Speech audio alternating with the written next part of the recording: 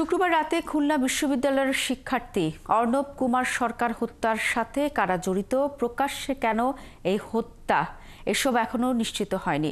তবে আইনশৃঙ্খলা রক্ষাকারী বাহিনীর কর্মকর্তারা বলছেন, প্রাথমিকভাবে মনে করা হচ্ছে এই হত্যাকাণ্ড নগরীর দুটি সন্ত্রাসী গ্রুপের বিরোধের জের।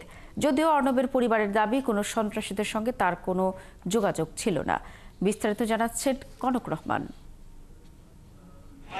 খুলনার অন্যতম ব্যস্ত সড়ক শেখপাড়ার তেঁতুলতলা। প্রত্যক্ষদর্শীরা জানান, শুক্রবার রাত 9:30টার দিকে এখানে কয়েকজনের সাথে আড্ডা দিচ্ছিল অর্ণব। কিছু বুঝে ওঠার আগেই ফাঁকা গুলির শব্দে তার সাথে থাকা বন্ধুরা পালিয়ে গেলেও অর্ণব আটকে যায়। হত্যাকারীরা প্রথমে তার ডান হাত, পিঠ, হাঁটু ও গোড়ালিতে ধারালো অস্ত্র দিয়ে কুপিয়ে জখম করে। পরে পিঠে ও ঘাড়ে শটগান এবং পিস্তলের গুলিতে মৃত্যু নিশ্চিত করে।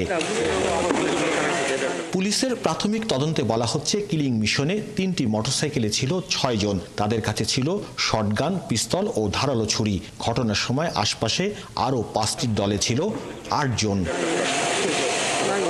গোয়েন্দা বিভাগের একাধিক সূত্র নিশ্চিত করেছে, হত্যা মিশনে অংশ নেয় পলাশ গ্রুপের কালা লাভলু, দেলো, ইনসান, নয়ন সহ কয়েকজন। অর্ণব ছিল অপর সন্ত্রাসী গ্রুপ গ্রেনেড বাবুর অনুসারী।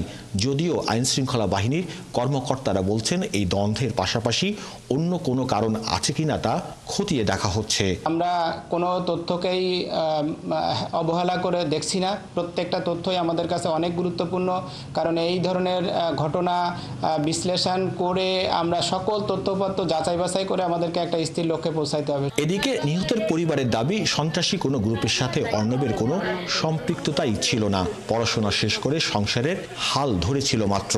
সংসারের হাল ধরেছে কেবল, সব কিছু ওর বিয়ের সাথে ঠিক করবো সেরকম কথাবার্তা, ওর সাথে ফ্রি মাইন্ডে সেভাবে কথাবার্তা বলেছি।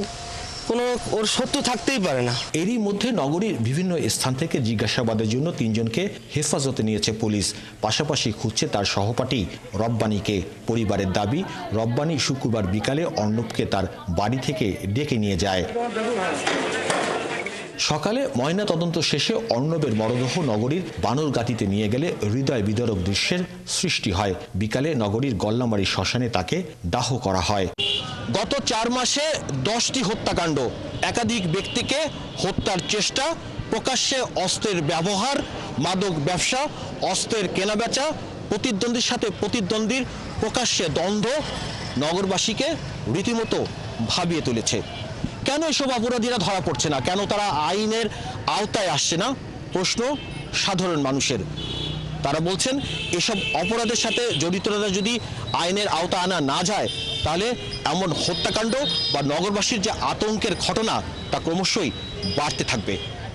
কনক রহমান, 71, খুলনা।